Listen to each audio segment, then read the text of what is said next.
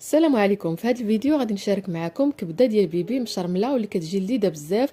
غنحتاجوا فيها شويه ديال الكبده القياس اللي بغيتو كيف ما كتشوفوا معايا، واحد البصله مشلده رقيقه، شويه ديال القزبر يابس، شويه التحميره، شويه الابزار، شويه ديال السكينجبير، والملح على حسب الذوق.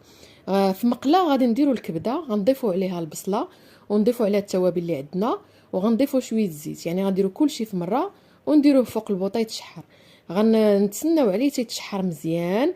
من بعد غنضيف ليه واحد المعلقه صغيره ديال المطيش طماطم مركزه، وغادي نحركها تتخلط معاه مزيان. وفي الاخير غادي نضيف واحد شويه ديال الربيع مقطع باش نسموها.